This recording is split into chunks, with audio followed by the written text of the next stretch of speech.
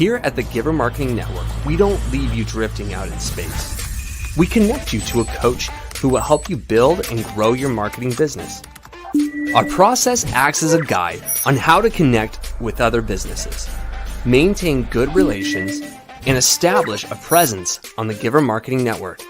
Each member within this collaborative group will have the opportunity to leverage your talent and influence, a true network effect. If you are looking to collaborate on more projects, welcome to the Giver Marketing Network, the most trusted and highest rated collective of specialists on the planet.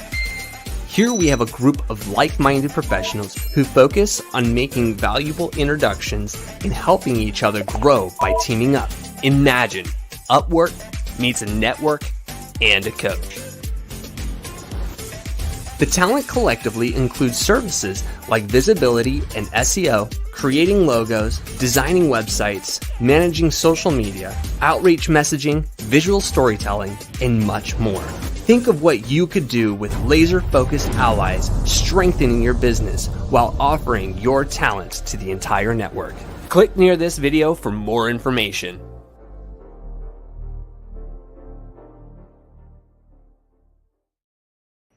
Hey, welcome everybody. I'm here with Nate Saucier, and we're going to be talking about websites. If you're part of Kingdom Warriors University or Giver Marketing Network, we're here for you. We're going to be talking about ADA compliance, how to make sure that we got those awesome websites going in a way that makes sense for everybody. We want to draw everybody into what we're doing as a company or a community or in our leadership. Whatever the case may be, whether you're a personal brand or a company brand, we want to help you shine. So, Nate, thanks for being here. Really appreciate you bringing your genius to the table today. Thank you for having me, Timothy. Love working with you. And we're working on some projects right now together. And I'd like you to maybe share a little bit of your background. How did you get to do what you're doing?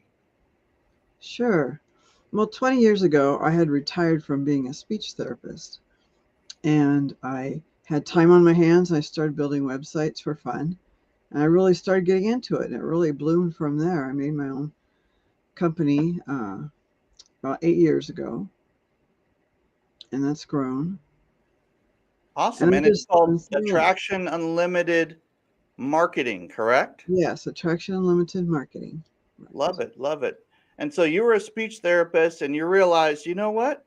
I can help more and more people doing the marketing or the web design side just as I did before, but maybe on the online world. Exactly. I love it. That's great. And ladies and gentlemen, just a little teaser for you. There are federal funds. If you're in the United States and you're watching this, there are federal funds available. Tax reduction funds available for you if you have an ADA compliant website. If I remember right, at the time of this recording, it's up to hundreds and hundreds of dollars that you can reduce your taxes by having an ADA compliant website. So pay close attention to what Nate's going to be sharing with us today. And if you have any questions, you can talk to your CPA, your tax professional, and they can walk you through how to do all that. But Nate's the one that produces the end results and makes sure that it's done properly. So let's talk about websites. Nate, you got some visuals for us. Would it be okay if we brought those up now? Yes, please. All right, let's do it. What do you got? This is great. So web for all, including everyone, as you mentioned. And so we start out with, what does web accessibility mean? Well, it means having your website adapted in a way that people with disabilities can also use it, so we're not leaving them out. And then people wonder what the ADA has to do with that. Well, the ADA says that all public services should be accessible to the disabled, and they consider websites a public service. So yes, all websites are supposed to be accessible to the disabled. And we'll talk about what that means.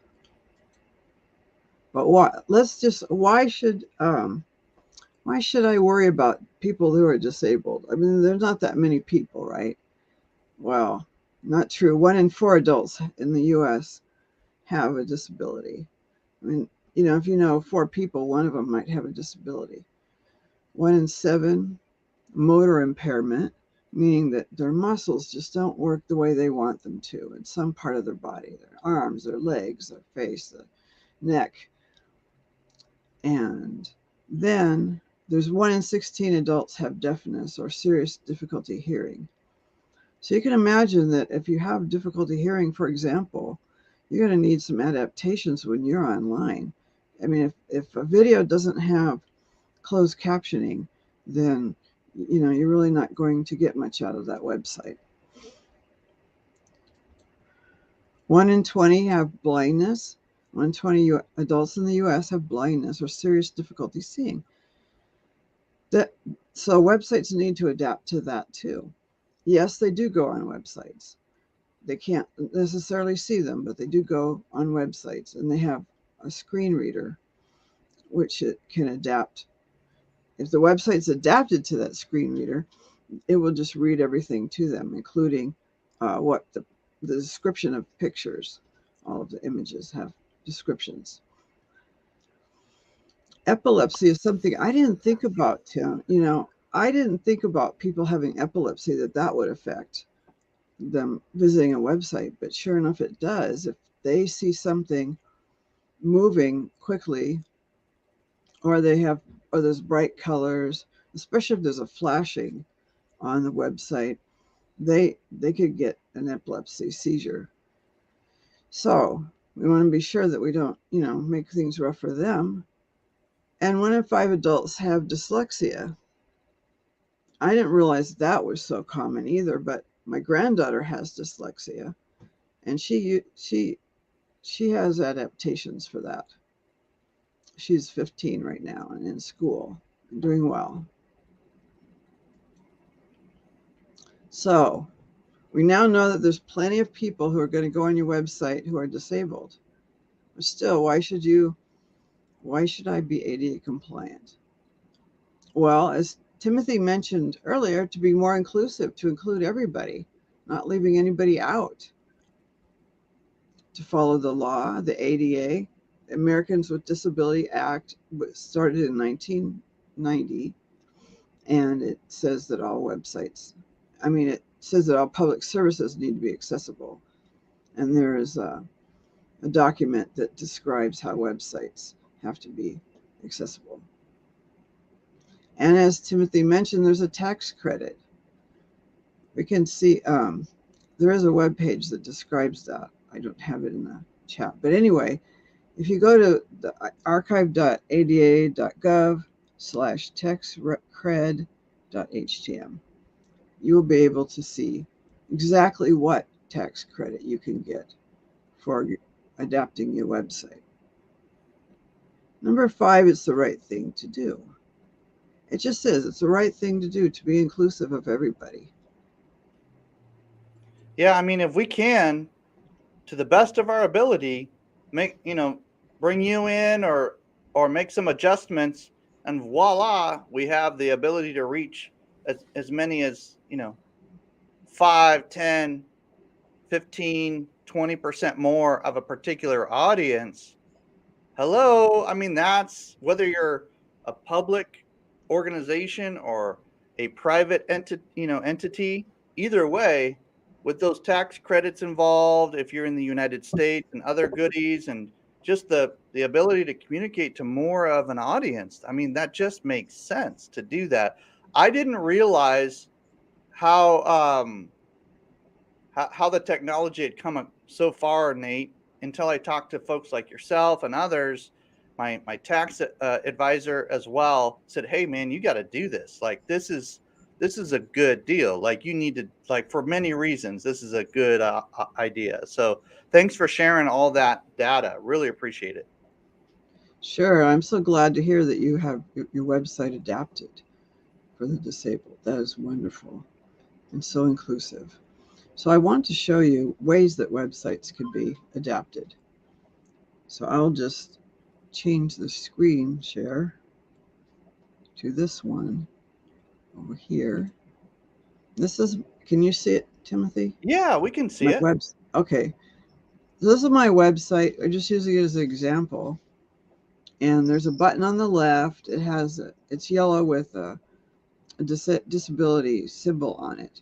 So anybody with a disability or just wanting some adaptation can click on this. On that left side there? Okay, and On then the it left pops up side. on the right side. Okay, I got you. Yeah, so this is the accessibility menu. And I mentioned, for example, epilepsy as being a challenge for people to be on websites. So we want them to be on the website safely. So this first adaptation makes it safe for them. You'll notice that the motion has stopped completely and the bright colors have been dimmed. Got it. Okay.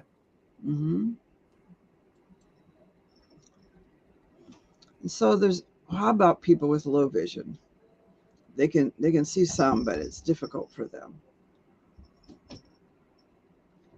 This makes the font brighter. So the contrast is brought up brighter. So the opposite of what's needed for epilepsy is needed for low vision. Got it. Wow, interesting. Yeah. This way, having a tool like this means you can serve everybody. And this doesn't change it for everyone all at once. It only changes it for the person. Like just for me right now, is changing it. If somebody Right. else who's on the website, they wanted it just regular, they could leave it or they could adapt it for So it's a themselves. case by case individual basis. Gotcha. Absolutely. So let's go to cognitive disabilities. Some people with cognitive disabilities, Mhm. my cat's trying to join us. Cognitive disabilities really are not sure how to read a website. They can read, but maybe they think you have to read every word. But truthfully, what do we do when we go to a website? We don't read every word. We probably just read the headlines to begin with, and then we might go to the text, the body of the text. Well, this highlights. I'm going to move down where you can see. There you go. Gosh, I like that. I mean, maybe I need some of this. This is really good. Absolutely, I agree. And then ADHD. I didn't think about that either, but this is an adaptation for people with ADHD. It's Come called a on. mask. Bring So the it focus. shows, yeah, Yeah. it shows only a few lines of the website, and the rest is masked, is dimmed out. And so it moves with the cursor. So that way you just have a small amount to focus on and don't get distracted from everything in the background. Super interesting. So you got Mm-hmm. all these features for different folks, and if they do need these features, I mean, there's so many great ones in here that it's hard to even pick a few to explain. Are there any more? Oh, yeah. The cursor is now big. This is called the big black cursor. Easier to see. And then Okay. we can go to the big white cursor. So people with visual impairments, can you imagine trying to find a regular cursor? Well, not very easy, right? Not easy, yeah. No. So this allows it to be easier to find. And this is also most of these are not all, but most of these are available on a mobile device as well, to some degree. Like for the ones that can help even when you're on a smaller device. Correct? Yes, it works on the phone. I've tried it on my smartphone and it works there too. Interesting. So Mm-hmm. it might even read certain things to you, or have larger letters, or make it bigger, or do different things even on a mobile device. Right. I'm going to increase the font size. See, it makes it larger. Oh, without having to know all the crazy commands and everything, you just click on that button. Okay, I like that. Yeah. That's great. And also Interesting. line height and letter spacing.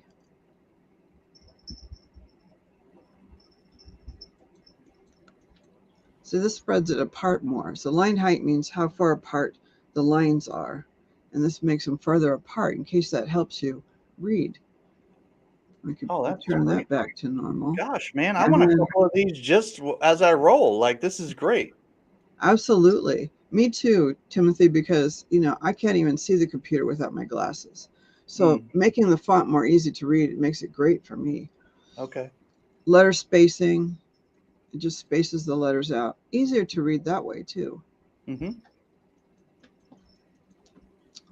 Oops, okay. I want to show you the dyslexia font. Look at that. Do you see the Oh, difference? yes. I've seen this. This is wild. It is. It is. The letters are weighted at the bottom, so they're a little thicker at the bottom.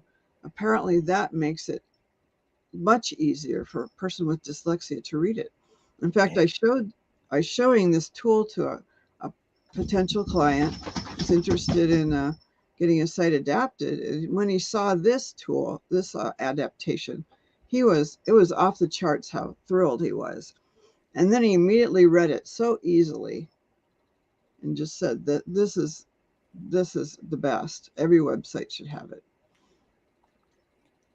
And there's then so many features now. I mean, we don't have the ability to have it read to us today, but it's important to note you can have these pages read to us. You can have all sorts of, and for those who need these services or these adaptations, they know how to use these tools, at least as they experiment with them. So we don't have to teach our audience how to use the tools. We just need to have the tools there, correct? correct. And people know when they see that circle with a disabled person icon on it, they know to click on that to get adaptations. Because it's true, even on my phone, there's that without a website, there's some adaptations that can be made. And that's the same symbol. So yeah. So I mean we could even change the background colors. You got to see this. It makes it much more noticeable. You're basically highlighting in different ways based on how we're learning, how we're processing information, how we're visually or auditorily experiencing something. I've never seen a walkthrough. I know that some of our websites can do this, but now that you've shown me all this, again, I appreciate what you're doing, Nate. This is wow. This is super interesting, especially if so many of us could be helped by just a couple of clicks of a button, just to have that on there. So do you think we've seen enough of this Yeah, tool? I think the actual tools itself are definitely. I think we got an idea of what those can be. So I'll go ahead and remove that.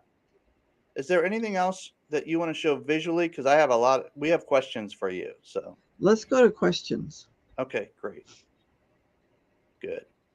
All right, so ladies and gentlemen, now's the time to start popping those questions in the comments. We have friendly angels flying around everywhere looking at those comments, and any of those questions will also be helpful for people later on as well. So now's the time to go ahead and state your question or say that's cool or make a comment. Any of those comments also help other people see the broadcast. So thank you for doing that. And we'll go ahead and read those either here in a few minutes or in the future. Nate and our team will circle back and connect with you and answer any questions you have as well. So go ahead and pop those in now. If you're watching this live or even a rebroadcast, please ask those questions in the comments so that we can get chatter going. When it comes right down to it, there are some hesitations people have. Will this look good for the website? How much does it cost? All the unknowns. Can you Hmm. address a couple of those as we bring our panel into the room? I think now's a good time to kind of bring some of our panel into the room.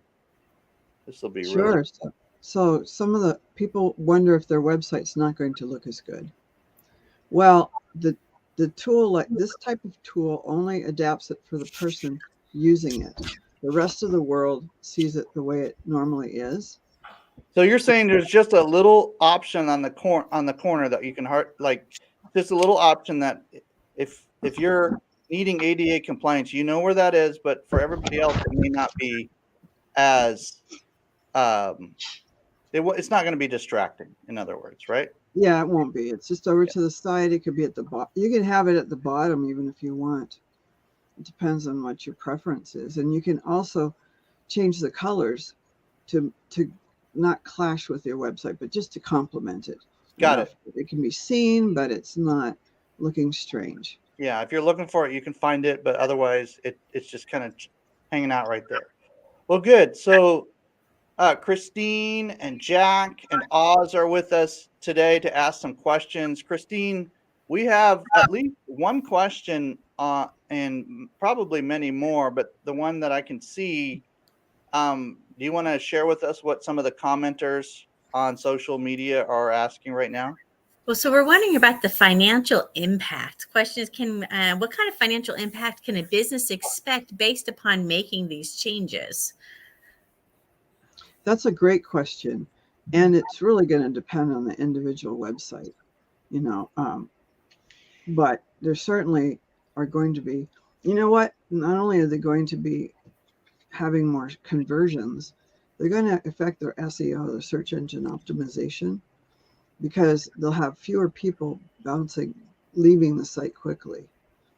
Because if you have people leaving the site quickly, it goes against your ranking and search engines. Good question. What else do you have, Christine? We're wondering about what kind of redesign would be required to install these kinds of tools. Exactly. Well, the tool that I have requires zero redesign.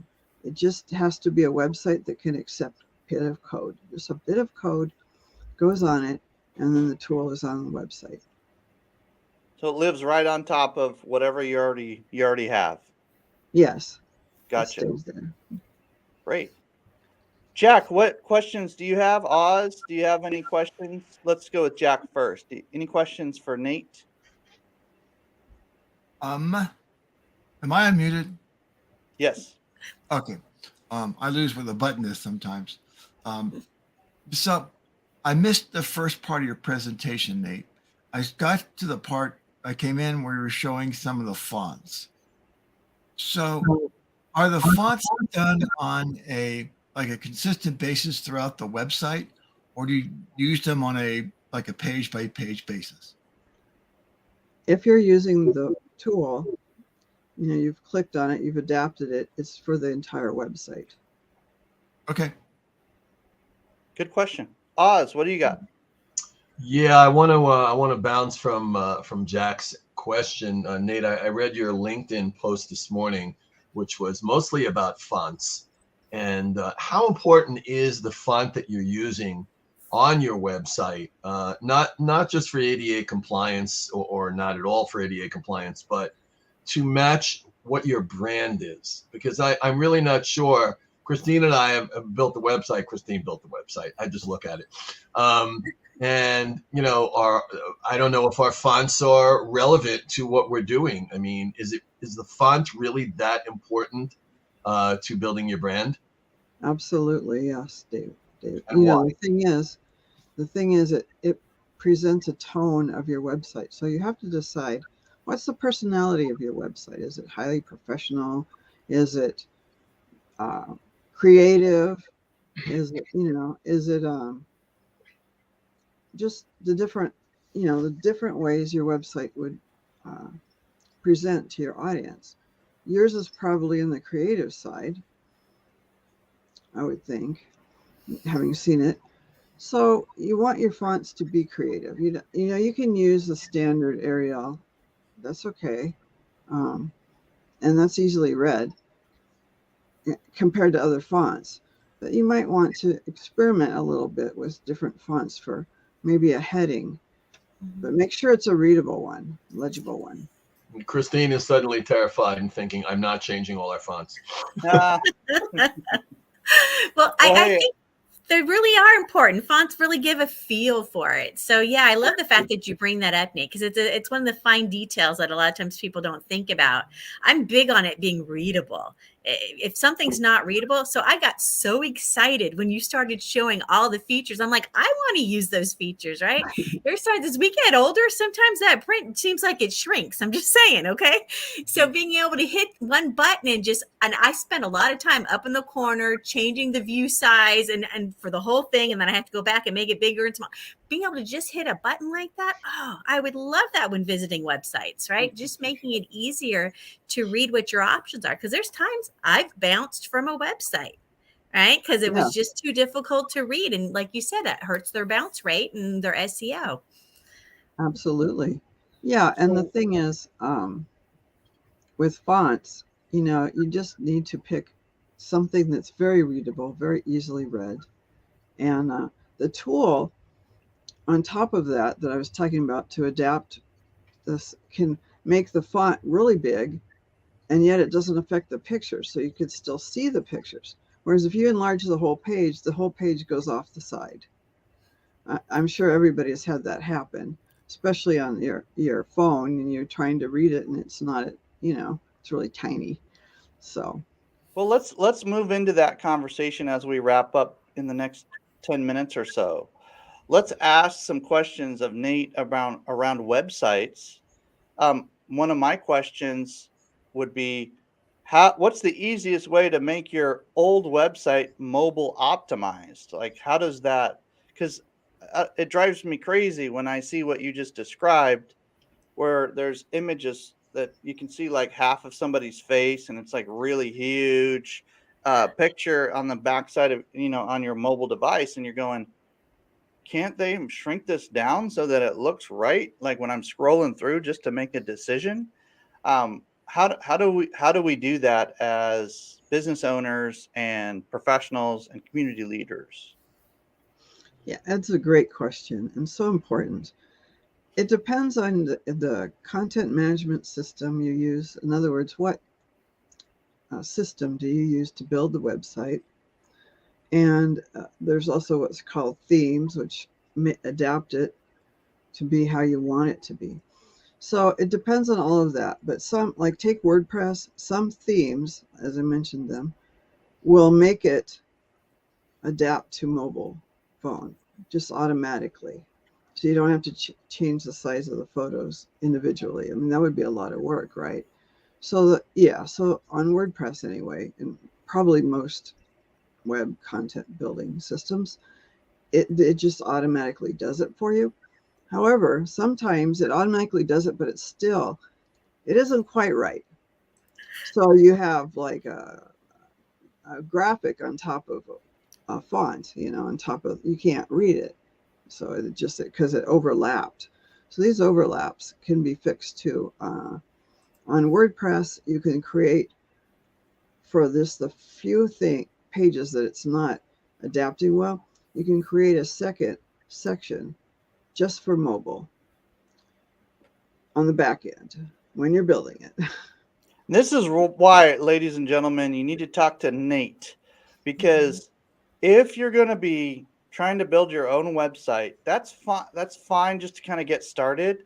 But at some point, you want it to look really good, not just thrown together as a DIY project. Like doing it yourself is fine for just getting the basic content, like in an organized fashion. But at some point, you want the master's touch on your website. That's really what you want, because you're going to have hundreds, thousands, maybe tens of thousands of people glancing at this page, looking at this, scrolling down here, clicking on this. And I mean, not only the ADA compliant features, but just the visual and the experiential aspects of the website, just as it's built in general. Uh, to it's not an option anymore, ladies and gentlemen. We have to have mobile friendly websites. Like it's almost a matter of ADA compliance to some degree, because people need to be able to look through this and not feel so frustrated, not be able to show it to somebody else, maybe who has some uh, maybe difficulties reading or viewing, or like we need to be able to show it to others even while we're walking around very quickly and say, yeah, just check this out here, I'll text it over to you, or yeah, check this out, let's do it right now. We're in a right now world, so if somebody gets frustrated for 2 to 3 seconds, we got problems. So listen, like I said, you can get started yourself, but at some point have Nate come and at least give you a second opinion on what theme to use, or what coloring or fonts or those kind of things. This is all baseline. Like, you don't even want to publish your website until this stuff is actually looked over. So thank you, Nate, for answering some of these questions. What other things would you like to share with us today that are commonly asked questions around websites specifically? Well, can I ask a question, Nate? I'm just going to say alt tags. A lot of times, as people, if they're not used to building websites and they start seeing all these boxes to fill in, and they're like, I don't know what to put here. What does this mean? Why do I need to? Can I just skip it? Can you talk a little bit about alt tags? ALT. Yes, alt tags.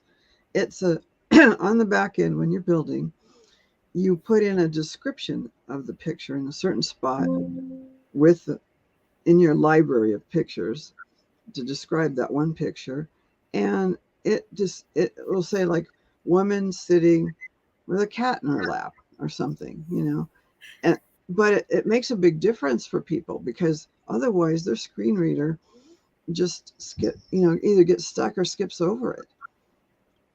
So it needs to describe what's in the photo, not just for the sake of people who have blindness or really low vision, but also it helps your SEO, because for your search engine optimization, your search engine ranking, having a description for your photos really benefits you. The search engines look for that. Good. So there's a question that was a question about alt tags. Thank you, Christine. And anybody else who has any other questions as we wrap up today, please put them in the chat box at least, or in the comments, so that we can have those kind of rumbling around, because we all have these same questions. We just don't get a chance to ask a web designer right in front of us all the time. So these are great questions.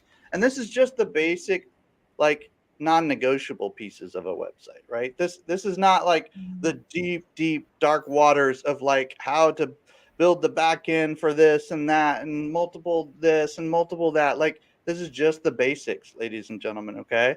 So Nate, as others are popping their comments in and questions in chat boxes and things for the future, what would you like to share with our audience that you're passionate about or that you're informed about that would be valuable as we wrap up our broadcast today?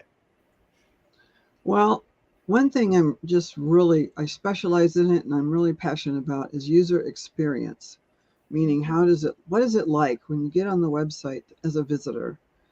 Can you use it easily? Can you find your way through it? Can you find what you're looking for? And how about the appearance?